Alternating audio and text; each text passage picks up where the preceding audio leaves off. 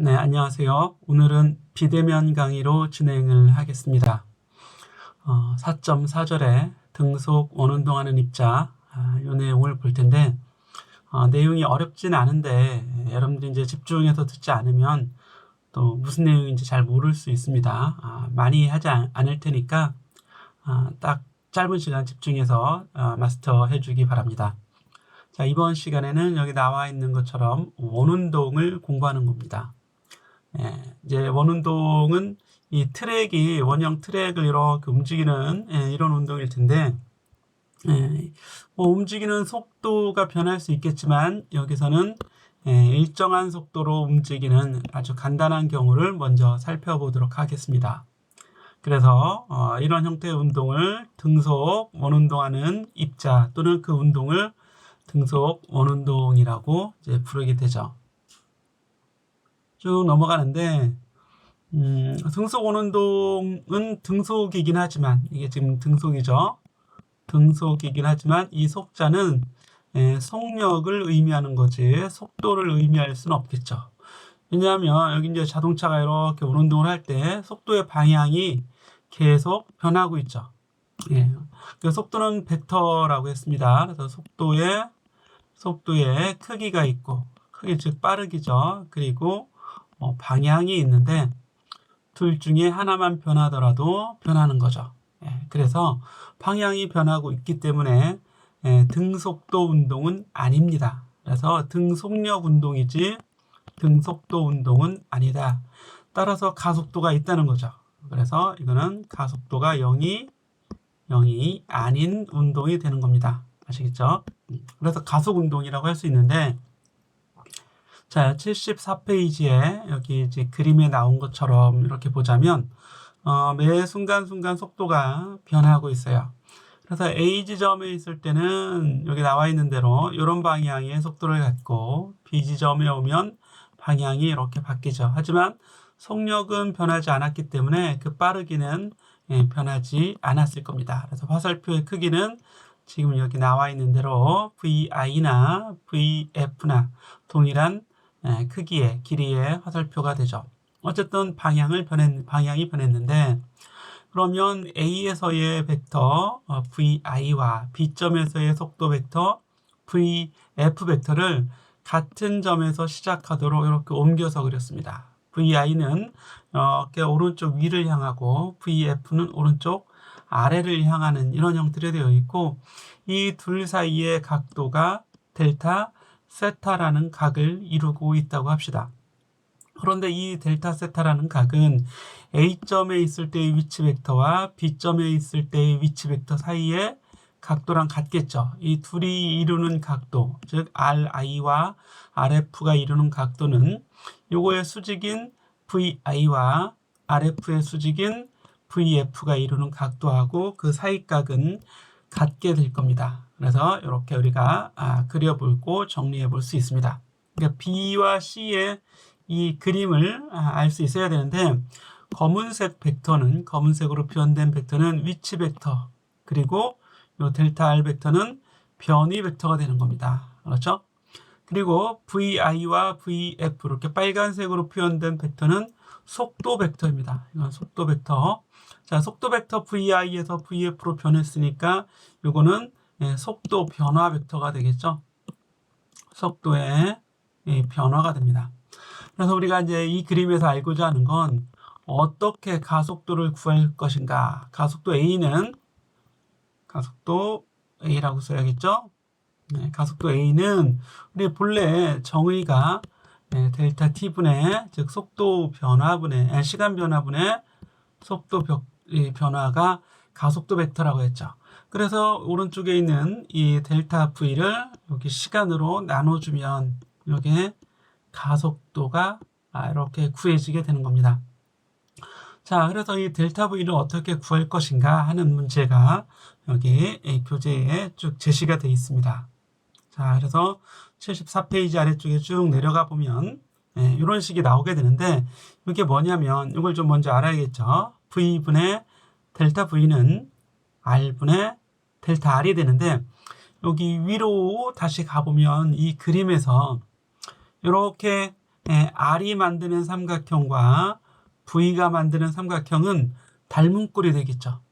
그렇죠? 왜 닮은 꼴이 되냐면 서로 이등변 삼각형입니다. 그렇죠?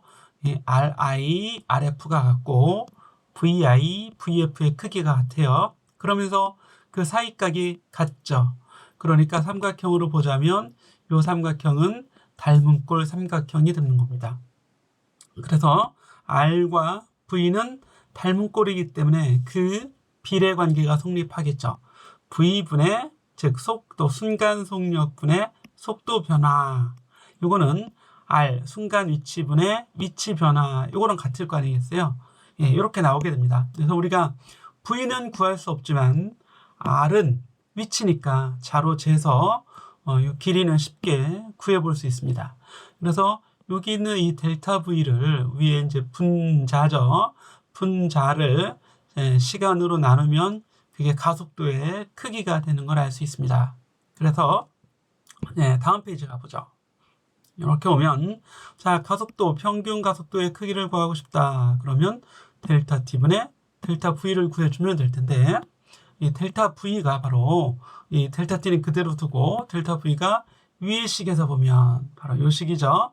이 식에서 보면 이 델타 V는 좌변에 있는 이 델타 V의 크기는 양변의 V를 이렇게 곱해주면 이렇게 될 거 아니에요. V가 곱해졌으니까. 그래서 V 곱하기 R분의 델타 R 이렇게 남게 되는 거죠. 그래서 요거를 여기 넣어준 거죠. 그래서 델타 V는 V 곱하기 R분의 델타 R 이렇게 되는 겁니다. 그러니까 요걸 시간으로 이렇게 나눠줬다는 얘기죠. 자, 그런데 요 식에서 보면 여기 요 식에서 보면 요거 델타 T분의 델타 R이 곧 뭐가 돼요? 이게 속도가 되는 거죠. 속도. 시간분의 변이가 되니까요. 그래서 R분의 V 곱하기 그냥 다시 또 V가 되는 겁니다. 이게 V가 되니까. 그래서 얘는 R분의 V 제곱으로 되겠죠. V가 두 개니까요. 그럼 가속도의 크기를 뭘로 구한 겁니까? 예, 속도와 위치 벡터로 구해줄 수 있습니다. 그래서 위치 벡터가 아니라 실제로는 반지름이 되겠고, 요거 분의 요 V는 속력이잖아요. 속력. 그죠? 속도의 크기, 순간 속도의 크기, 속력의 제곱, 이런 형태로 가속도를 구해줄 수 있다는 얘기죠. 또 공식으로 외울 때는 R분의 V제곱, 이렇게 외우면 됩니다. 여기 4.14식에도 A는 R분의 V제곱인데, 첨자로 C를 쓰죠. 그래서 원운동하는 등속이든 등속이 아니든 원운동하는 입자의 가속도인데 이런 가속도를 구심 가속도라고 합니다. 여기 센트리피탈 해서 이 C가 여기 있죠.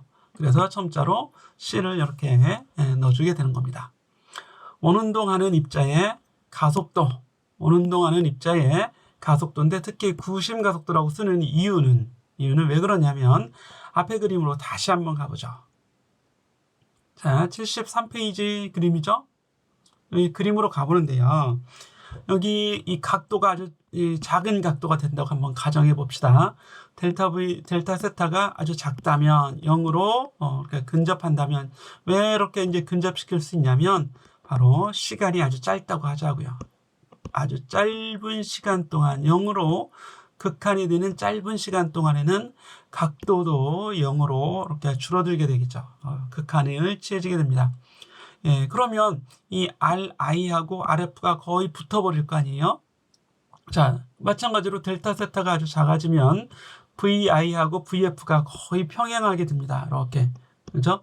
VI, VF가 평행하게 되고, 그럼 델타 V는 이거에 거의 수직인 방향이 될 거예요. 그렇죠? 그래서 어느 지점 A에서 보자면 속도는 이 R의 수직이죠. 항상. 그렇죠? 원운동하는 경우 순간 속도는 이 반지름의 수직인데 다시 이 델타 V가 다시 속도의 수직이잖아요. 그럼 델타 V는 다시 어디로 가요? 원의 중심으로 가야겠죠.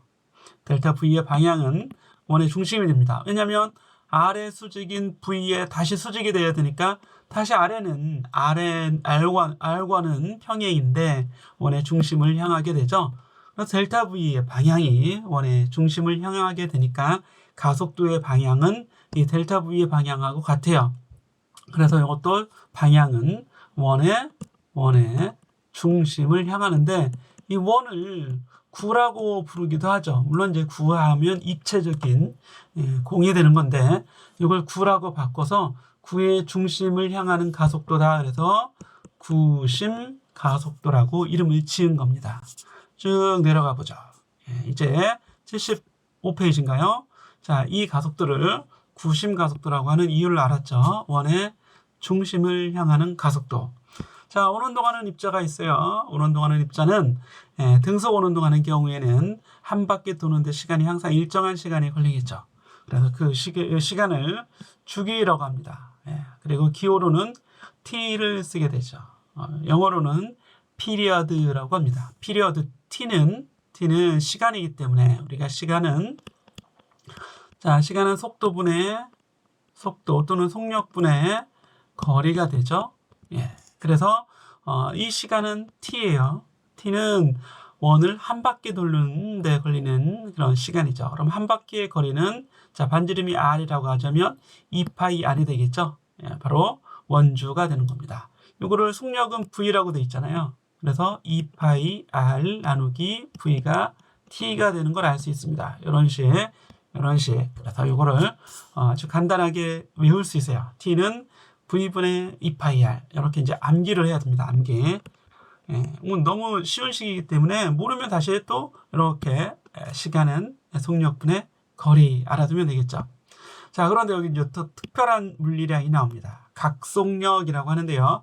각속력은 그리스 문자에 이게 W가 아니라 오메가죠. 오메가. 그래서 오메가는 정의가 어떻게 되냐면 얘는 각을 한 바퀴 도는데 걸리는 시간을 얘기하는 건데 속력이니까. 자, 속력은 시간분의 거리가 되죠. 시간분의 거리가 됩니다.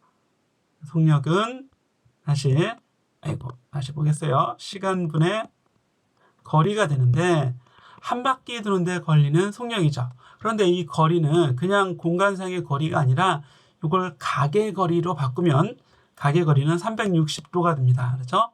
360도는 우리가 라디안으로 쓰면 2파이 라디안이 되죠. 그래서 2파이를 한 바퀴 돌아가는데 걸리는 주기로 나눠주는 요 속력을 각을 돌아가는데 속력이기 때문에 이걸 각속력이라고 합니다. 각속력 기호로 바로 오메가로 쓴다 그랬죠. 그래서 오메가는 t분의 2파이가 됩니다. 자, 단위가 뭐가 돼요? 단위는 2파이 라디안을 몇 초 동안 돌아가는가 그랬으니까 라디안 퍼 세컨드로 쓰게 되는데 이때 라디안은 생략 가능합니다. 라디안은 생략 가능하니까 라디안 없이 퍼 세컨드만 쓰면 그냥 초의 역수가 되겠죠. 그래서 초의 마이너스 1제곱이라고 써도 되는 겁니다. 근데 대부분 라디안을 이렇게 붙여주는 게 좋습니다. 자, 두 번째 공식, 세 번째 공식이죠. 오메가는 t분의 2파이. 함께 외워두세요. 자, 그리고 다시 여기서 우리 앞에서 t는 속력으로 표현하면 속력이 뭐가 된다고요? 주기는 v분의 2파이 r 이렇게 쓸 수 있다고 그랬죠. 그래서 t분의 1은 2파이 r분의 v가 되겠죠. 2파이 r분의 v가 됩니다. 그게 바로 이거죠. 오메가는 t분의 1 곱하기 2파이 이렇게 돼서 2파이가 약분이 되고 r분의 v라고 간단히 나타날 수 있습니다. 4.17식 아주 중요한 식입니다. 그래서 v는 r 곱하기 오메가 이렇게 쓸 수도 있습니다. 네, 이렇게 몇 가지 공식을 잘 여러분들이 외우고 있으면 문제풀이나 또는 앞으로 진행할 내용을 쉽게 더 이해할 수 있습니다. 자, 쭉 한번 넘어가 볼 텐데요. 자, 그래서 이 4.18식도 다시 한번 보도록 합시다. 자, AC는 구심 가속도라고 했죠. 자, A는 R분의 V제곱이라고 그랬죠. 자, 그런데 V는 뭐라고 다시 쓸 수 있어요? 우리가 오메가로 쓰면 V는 R 곱하기 오메가가 되겠죠. 요거에 제곱을 해서 정리해주면 R 오메가 제곱으로도 쓸 수 있습니다. 그래서 구심가속도는 우리가 R과 V로 쓰면 R분의 V제곱 또는 R 곱하기 오메가의 제곱 이렇게도 쓸 수 있으니까 이게 오늘 공부하는 내용 중에서 가장 중요한 포인트가 됩니다. 이거 잘 알아두시면 됩니다. 자, 여기 그 다음에 퀴즈 4.4가 나오는데요. 한번 풀어볼까요? 한 입자가 속력 V로 반지름 R. 그러면 우리 구심가속도 R분의 V제곱 바로 구해낼 수 있겠죠? 그런데 속도가 몇 배로 증가해요? 2배로 증가합니다. 그러면 우리 R분의 속도의 제곱인데 V에서 2V로 증가했죠? 그럼 요거에 제곱하면 V제곱에서 4V제곱으로 증가해 주는 거니까 4배로 증가하게 되는 겁니다. 몇 배로 증가하는가? 4배로 증가한다. 이렇게 답을 구해야겠습니다. 자, 예제 문제 하나 나오는데요. 태양 주위로 공전하는 지구 원운동하고 있다면, 등속 원운동하고 있다면 구심가속도 구해볼 수 있겠죠. 그래서 R분의 V제곱을 구해줘야 돼요. R분의 V제곱. 그런데 V는 지구의 속도가 얼마냐 바로 생각이 나지 않으면 주기는 알고 있죠. 우리 지구가 태양을 한 바퀴 도는데 걸리는 주기 1년이죠. 1년은 초로 바꿀 수도 있겠죠. 그래서 365일인데 하루는 86,400초가 됩니다. 그러니까 1년은 요만큼 초가 되는 거죠. 자, 그래서 속도는 여기 V를 T분의 2πr로 이렇게 바꿔줄 수 있겠죠. 그래서 제곱해서 정리해주면 T의 제곱분의 4π 제곱, R제곱은 하나 약분되니까 R만 남죠. 이렇게 됩니다. 자, 요걸 가지고 아래 식에서처럼 1년은 이렇게 초로 표현을 바꿔주면 약 30만 초가 됩니다. 1년이 약 31만 5,600초가 되겠죠.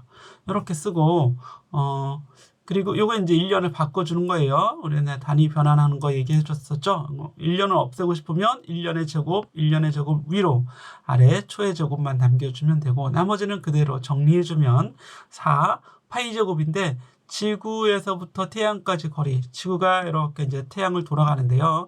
이 거리가 원운동 반지름 되겠죠. 지구에서 태양까지 거리.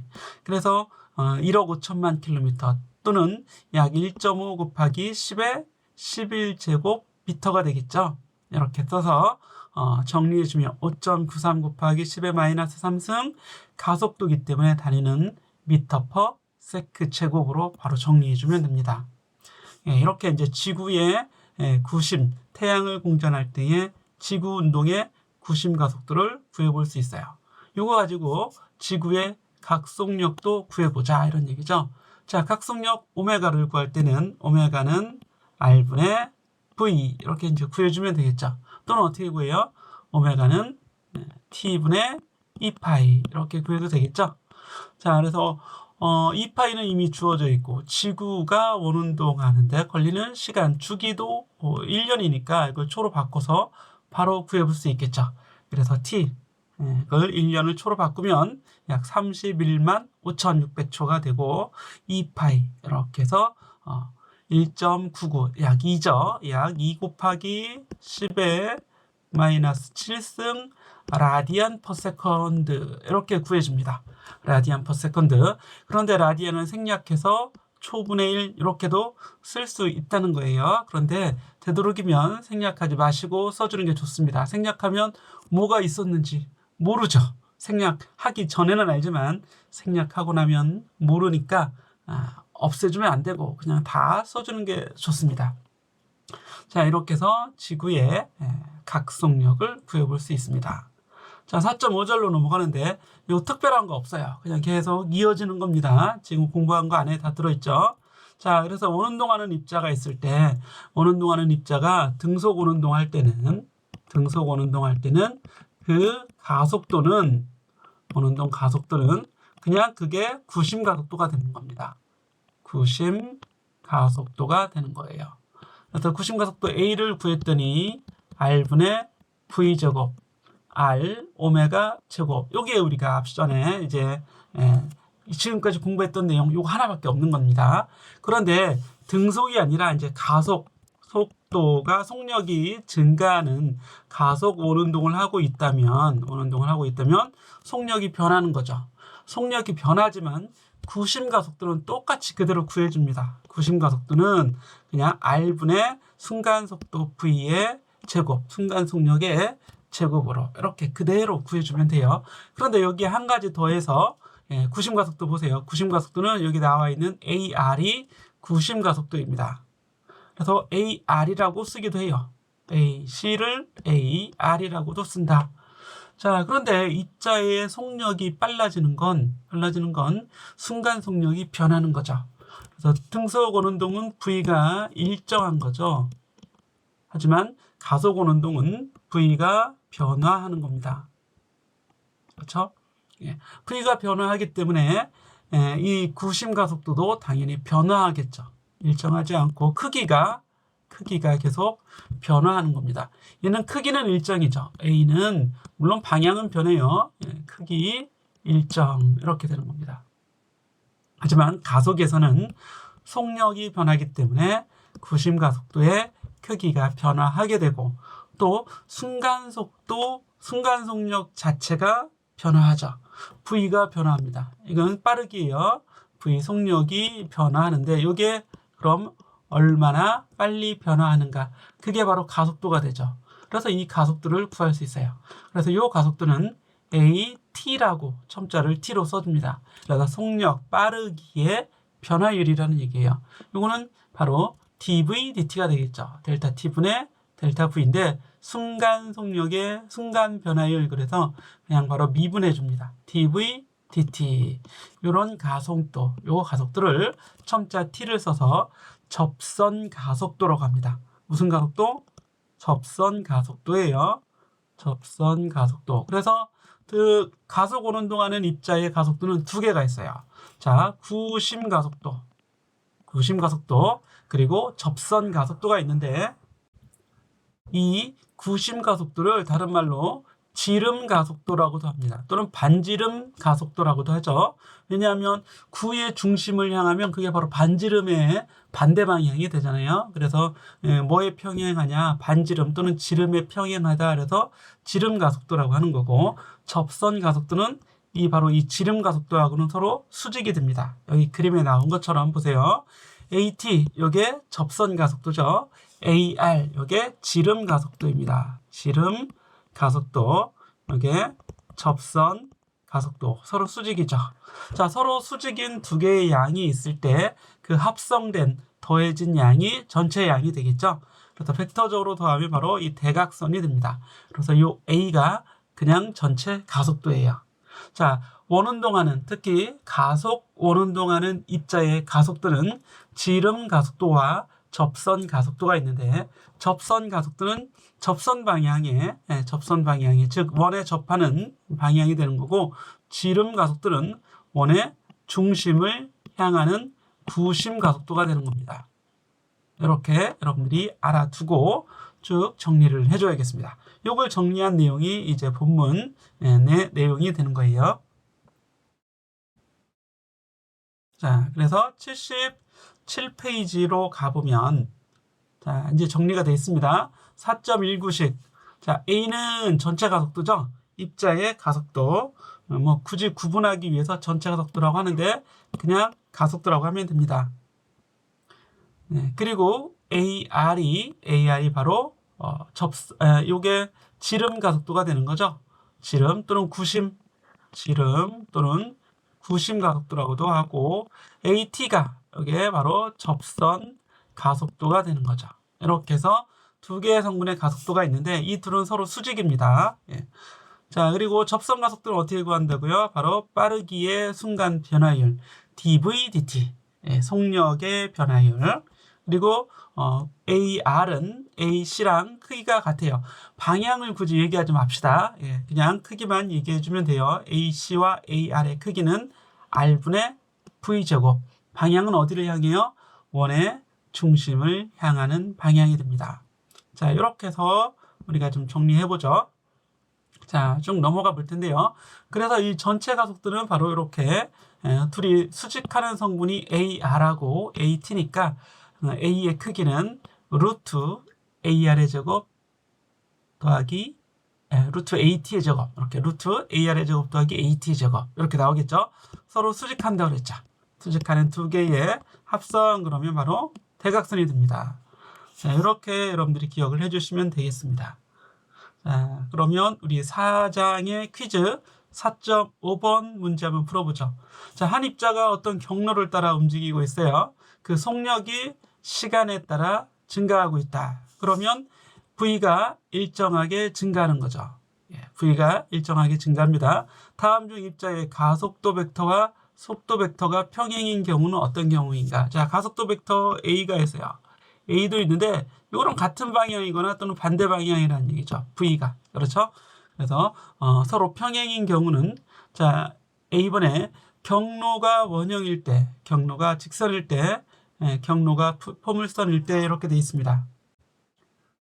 자, 먼저 경로가 원형일 때 우리가 공부하고 있는 가속 오는동이 되겠죠. 가속 오는동인데 자, 어느 지점 여기를 지나고 있다고 해봅시다. 여기를 지나고 있을 때 순간 속도는 항상 원의 반지름에 수직한 여기에 속도 V라고 했어요. 그런데 가속하고 있는 경우에는 이렇게 AC도 있고 AC 또는 AR이죠. 그리고 AT도 있죠. AT는 빠르기의 순간 변화율이기 때문에 얼마나 빨라지는가 하는 이 AT는 이 V의 평행이 되는데 이 두 개를 AT와 AC를 더한 이 두 개가 바로 A가 되는 거죠. 그래서 A의 방향은 가속도의 방향은 순간 속도의 방향과는 같지 않습니다. AT만 같은 방향이지 실제 가속도 A는 AC가 있기 때문에 진행하는 방향과는 평행하지 않아요. 그래서 경로가 원형이거나 포물선이라고 하더라도 마찬가지예요. 가속도는 속도하고 평행하지 않습니다. 그래서 직선인 경우에만 경로가 직선이니까 어때요? 더 빨라지면 A가 V하고 같은 방향이 되는 거고 속도가 느려지게 되거나 또는 반대로 빨라지게 되면 A와 V가 서로 반대 방향인 거죠. 그래서 이 4.5번 문제는 우리 3장의 문제거나 또는 앞에 2장의 문제예요. 2장에서 직선 운동하는 경우, 1차원 운동하는 경우의 문제가 여기에 나온 겁니다. 자, 이제 예제 문제 고개 넘기 예제 4.6번 문제 볼 텐데요. 요거는 잠시 쉬었다가 다음 시간에 진행하기로 하겠습니다.